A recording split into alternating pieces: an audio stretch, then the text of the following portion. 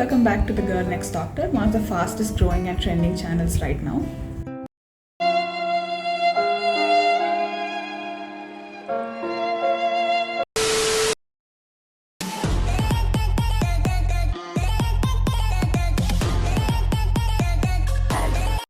To all the new medical students watching, in case you don't know what USMLE is, it stands for United States Miserable Licensing Examination. They're there to suck the happiness out of your lives and question your sanity not once, but 3 times. Let me break it down for you.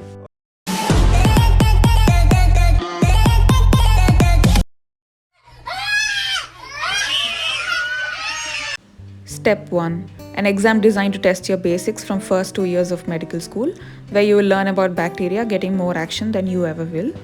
You will also learn about gram staining, which is as useful in your future as this diet water. You start doing UL blocks and realize you learned nothing in medical school, so you start to relearn concepts. Beta cell of pancreas produce insulin, you know that? And you see hair follicle, they produce keratin. Don't look in front area, right? During this time, you will experience anxiety, panic attacks, and depression and become a patient yourself.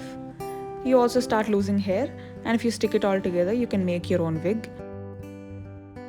After months of this trauma, you finally take the exam, and guess what? You pass. But don't get too excited, the story only just started. Picture abhi baki hai. Step 2. An exam designed to finally test your clinical skills, things you'll actually use in a hospital setting, except you realize you suck at that as well. You start memorizing algorithms that are more complex than a woman's mind and learn about diseases you can't pronounce. The stakes are high for this exam because it will be the only score test on your application, and everybody knows how important scores are for programs that do a holistic review. The pressure's building, you finally take the painstakingly long 9-hour exam, and the first thing you'll say after you come out of the Prometric Center is, "I'll fail."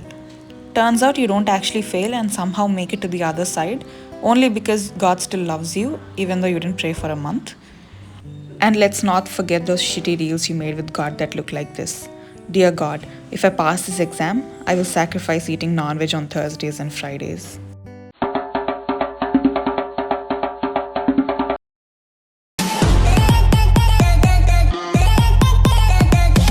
OET stands for Occupational English Test and costs $580 Australian because charging money in only one currency is not enough.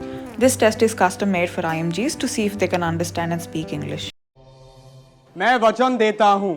Please speak in English, Dylan. मैं वचन देता हूँ. US clinical experience, a concept that was invented to create anxiety among international medical students. It involves spending a lot of money on tuition fee, accommodation, and food, and transitions a broke medical student into a homeless medical student. Thousands of medical students do their electives at a very famous destination in Miami and finally get that vacation they deserve.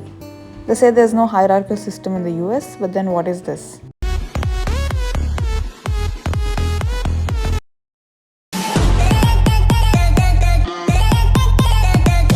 Step 3. An extra exam designed by the USMLE to charge residents more money in the name of exam fees. It's a 2-day exam with very vague questions like, the patient ate 10 apples and 5 chicken pieces. What is the reason for his constipation?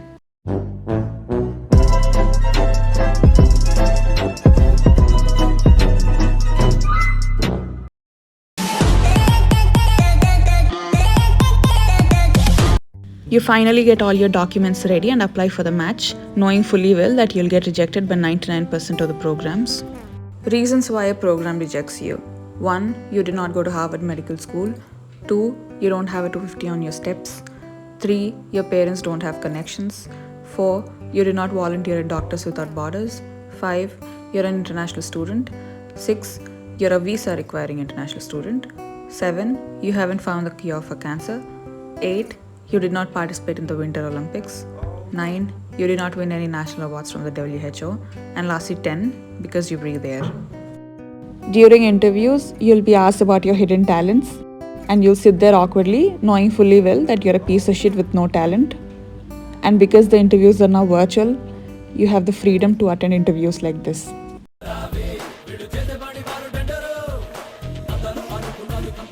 come in, sir. Come in. Good morning, sir. Good morning.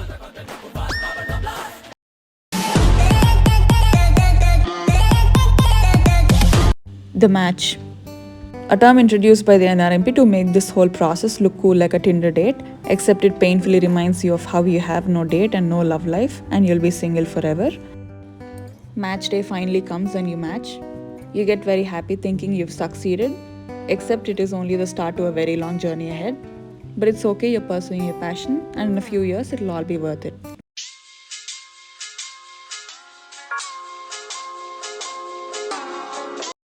So that's it for this video, guys. I hope you enjoyed it. Don't forget to like, share and subscribe.